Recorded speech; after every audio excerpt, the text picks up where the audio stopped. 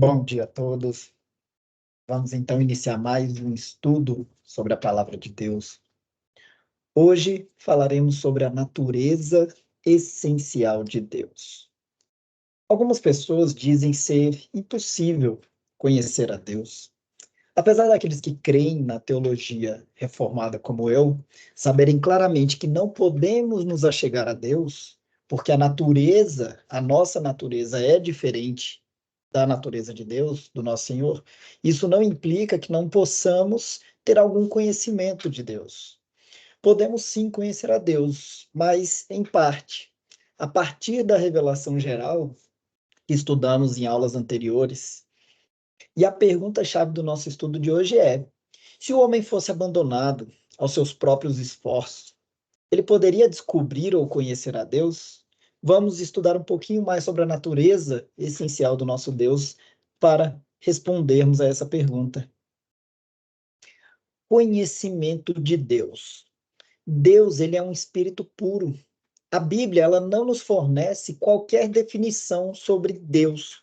A única explicação mais próxima de um conceito é quando Jesus afirma: Deus é espírito e importa que o adoremos em verdade e em espírito.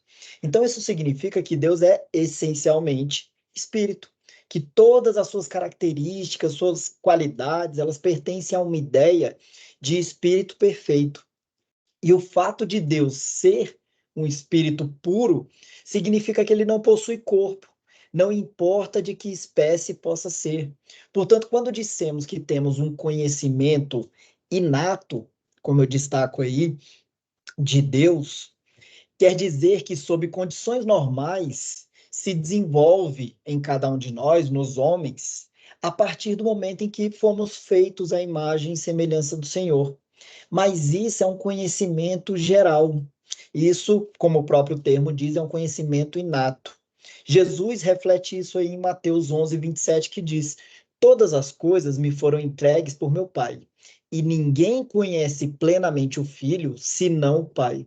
E ninguém conhece plenamente o Pai, senão o Filho, e aqueles a quem o Filho o quiser revelar. Então, quando Jesus diz que ninguém conhece plenamente o Pai, senão o Filho e aqueles a quem o Filho quiser revelar, isso está reforçando a ideia de que o conhecimento de Deus não pode ser obtido apenas por meio de uma observação, por meio de um raciocínio humano, apenas por meio da leitura das Escrituras. É necessário que Deus se revele às pessoas para que elas possam realmente conhecê-lo. Por isso que o conhecimento de Deus quando é afirmado que ele é inato, ele é inerente à nossa natureza como seres feitos à imagem e à semelhança de Deus, mas ele requer que Deus se revele a nós, para que possamos compreendê-lo verdadeiramente. Por isso, conhecimento de Deus é mais do que simplesmente reconhecer a existência dele. Envolve uma revelação que é pessoal, uma revelação que é íntima, que só ocorre quando Deus escolhe se revelar a mim, a você e a qualquer um de nós. Assim, o conhecimento de Deus, além do que podemos chamar dessa classe aí de inato, desse conhecimento inato, ele também pode e deve ser obtido por meio da revelação, como nós estudamos, geral e especial.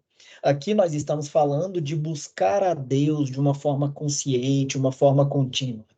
Como estudamos, né, na revelação geral, nós podemos obter certo conhecimento de Deus a partir dos seus atos criativos, a partir do sol, das estrelas, dos animais, da natureza em geral. A gente já enxerga a presença de Deus e o seu ato criativo ali. Mas isso por si só não nos traz salvação, porque esse conhecimento que adquirimos nos faz aproximar muito mais daqueles limites que são impostos pelo conhecimento inato que eu acabei de explicar. Por isso que o conhecimento verdadeiro de Deus para a salvação, ele deriva da revelação especial. Novamente, o fato de Deus ser espírito, conforme Jesus nos afirmou, implica que ele é distinto, que ele é diferente, que a natureza dele é totalmente complexa e totalmente diferente da nossa, que é uma natureza humana e terrena. Vamos entender mais ainda sobre essa natureza de Deus. Deus é um ser pessoal. O que que isso significa? Um espírito é um ser inteligente, é um ser moral. Por isso, quando atribuímos a Deus a personalidade, a gente quer deixar claro que ele é um ser racional. Ele é capaz de determinar, ele é capaz de decidir, de tomar decisões. E apesar de algumas pessoas negarem, alegando que Deus seria uma força, um poder, elas estão erradas nesse ponto. Porque o Deus da Escritura é um ser pessoal. Nele nós podemos confiar, ele conhece as nossas experiências, ele nos ajuda nas dificuldades, ele enche os nossos corações com o Espírito Santo, nós podemos dialogar com ele por meio da oração. O Salmo 46:1 aí diz: Deus é o nosso refúgio e fortaleza, socorro bem presente na angústia. Isso significa que o salmista está dizendo que Deus não está distante, não está inacessível, pelo contrário, ele se importa. Ele se importa conosco, ele conhece nossas necessidades, ele está pronto para nos ajudar. Deus é o nosso refúgio. Além disso, quando dizemos que Deus é espírito, Deus é infinitamente perfeito. O que diferencia Deus de suas criaturas, de nós, é a perfeição infinita. Os atributos de Deus revelam que ele está infinitamente acima de todas as suas criaturas, em suas perfeições morais, em sua gloriosa majestade. Em outras palavras, mais simples, Deus é absolutamente perfeito em todos os aspectos. Enquanto nós, criaturas, somos o quê? Limitados, somos imperfeitos. Um versículo que fundamenta bem essa ideia pode ser dito aí, expressado em Isaías 40:25, que diz: Com quem vocês me compararão para que eu seja igual a ele? Diz o santo. Esse versículo aqui ele está destacando, né, essa incomparabilidade de Deus com qualquer outra coisa, enfatizando que Deus é singular, Deus é infinitamente perfeito. Deus e suas perfeições são uma e a mesma coisa. O que é que isso significa?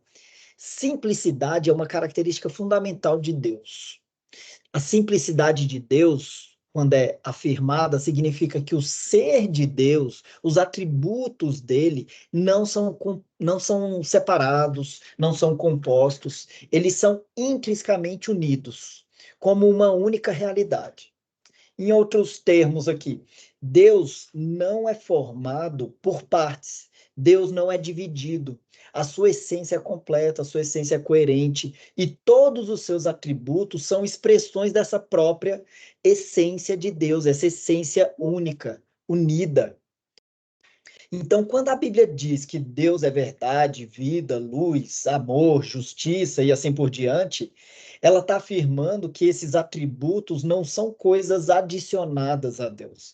Elas são expressões naturais do que ele é em sua totalidade. Então, essa ideia de simplicidade de Deus é encontrada em várias passagens da Bíblia. Por exemplo, João 14:6 diz, Jesus diz: Eu sou o caminho, a verdade e a vida. Ninguém vem ao Pai senão por mim. Aqui Jesus está identificando a si mesmo como a verdade e a vida, o que vai ressaltar essa unidade, essa simplicidade da sua natureza divina. Ele não está apenas revelando aspectos separados de quem ele é, mas ele está expressando essa essência divina completa, unitária. Por isso que nós podemos afirmar que Deus é o nosso refúgio em tempos de angústia. Ou seja, como é dito aí, quando as tempestades da vida nos assolam, Deus é o nosso refúgio seguro. E o que que Deus nos oferece a partir disso? Primeiro, proteção divina. O Salmo 91:4, ele diz o seguinte: Ele te cobrirá com as suas penas e debaixo das suas asas estará seguro. A sua verdade é escudo e broquel. Então, como é dito aí, né, assim como uma fortaleza impenetrável, Deus nos guarda do mal, nos protege com seu amor incondicional. Esse versículo do Salmo 91:4, ele utiliza essas imagens poderosas para transmitir a ideia de proteção divina. Primeiro, ele traz a imagem de Deus cobrindo cada indivíduo com suas penas. Evoca o quê? Uma imagem de uma mãe galinha, por exemplo, protegendo seus pintinhos sob suas asas, transmitindo a ideia de intimidade, de cuidado, de proteção amorosa de Deus para com aqueles que nele confiam. Em seguida, o salmista vai dizer e relacionar, fazer uma referência à verdade de Deus como escudo e broquel. E isso acrescenta uma outra camada de proteção. O termo verdade, ele não se refere apenas à veracidade, mas ele está relacionado à fidelidade, confiabilidade de Deus em cumprir todas as suas promessas, em proteger o seu povo. Esse aspecto da verdade de Deus, ele é retratado como um escudo e um broquel, que ele relaciona, ou seja, como uma defesa contra os perigos e as adversidades que possam surgir. Deus também é consolo nas adversidades, ou seja, nos momentos de dor e aflição podemos encontrar conforto no refúgio de Deus. O Salmo 9:9 lhe diz o quê? Que o Senhor também será um alto refúgio para o oprimido, um alto refúgio em tempos de angústia. Então, o salmista ele está retratando que Deus, como um refúgio para os oprimidos e como uma fortaleza em tempo de aflição. Então, a palavra refúgio, ela indica um lugar de proteção, um lugar de segurança, onde aqueles que são oprimidos ou em dificuldades podem encontrar um abrigo, podem encontrar um conforto. É uma imagem poderosa que transmite o que? A ideia de Deus sempre disponível, como um lugar de refúgio para todas as vezes que nós precisarmos buscá-lo. Além disso, o versículo vai destacar, né, que Deus é um alto refúgio, ou seja, ele diz que não é só um refúgio, mas ele é um alto refúgio. Isso sugere o quê? Que não apenas ele nos dá uma proteção básica, mas que está além da nossa condição, ou seja, é uma proteção elevada, é uma proteção superior. É além dessas circunstâncias aqui terrenas. Ele é um refúgio que vai transcender os limites humanos. Ele nos oferece uma segurança que vai além do que podemos encontrar nesse mundo. E o que é que ele nos oferece? Vida eterna.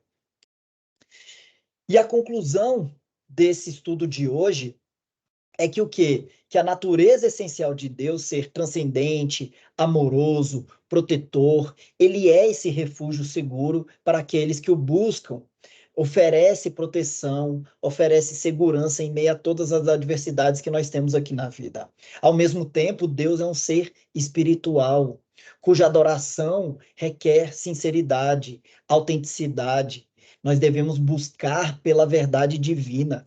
João 4, 23, 24 diz: Mas vem a hora, e já chegou, em que os verdadeiros adoradores adorarão o Pai em espírito e em verdade, porque são estes que o Pai procura para seus adoradores. Deus é espírito, importa que os seus adoradores o adorem em espírito e em verdade. Aqui Jesus, ele está ensinando aquela mulher samaritana, que é essa passagem de João 4, sobre a verdadeira natureza da adoração de Deus. Ele está destacando aqui para ela que a adoração verdadeira não está vinculada a locais físicos, como eles imaginavam os judeus que era em Jerusalém, mas é uma questão de coração, é uma questão de espírito. Então, ao afirmar Deus é espírito, Jesus está ensinando que Deus é uma realidade espiritual, pura, transcendente, não é limitada por formas materiais, por locais físicos. Isso significa que a adoração a Deus não deve ser baseada em rituais externos, não deve seguir formalismos religiosos, mas ela deve vir do íntimo do coração humano. Ela deve estar em comunhão direta com o Deus espiritual. E quando Jesus menciona que os seus verdadeiros adoradores adorarão o Pai em espírito e em verdade, ele está destacando essa importância de sinceridade e autenticidade na nossa adoração.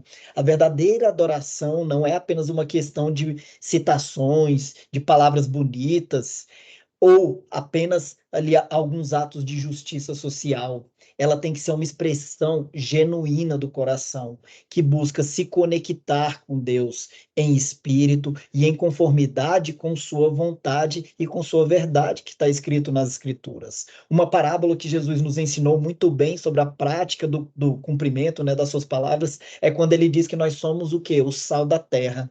O que que significa?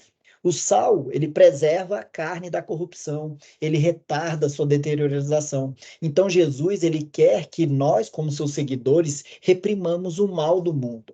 O sal também, ele realça o sabor das coisas, dos alimentos. Então, Isso ele está refletindo nessa parábola que os seus seguidores devem renovar o mundo, devem fazer parte da sua redenção.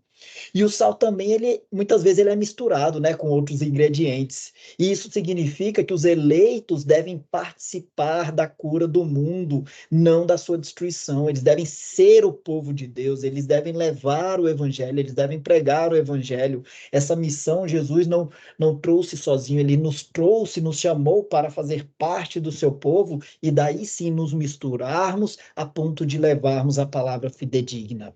Por isso que Jesus nos ensina que a verdadeira adoração a Deus é uma questão de coração, uma questão de espírito, que transcende essas formas exteriores, né, e ritualísticas, e ela é fundamentada na sinceridade, autenticidade e busca contínua pela verdade divina.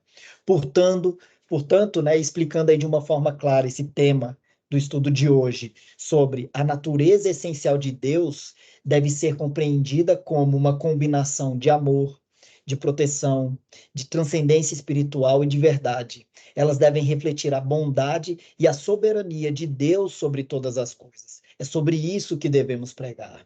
E para finalizar, como é dito lá em 1 Timóteo 6,16, o único que possui imortalidade, que habita em luz inacessível, a quem homem algum jamais viu, nem é capaz de ver, a ele honra e poder eterno. Amém. Desejo um ótimo dia para vocês, uma ótima sexta-feira, um excelente e abençoado final de semana. Que Deus abençoe a vida de cada um.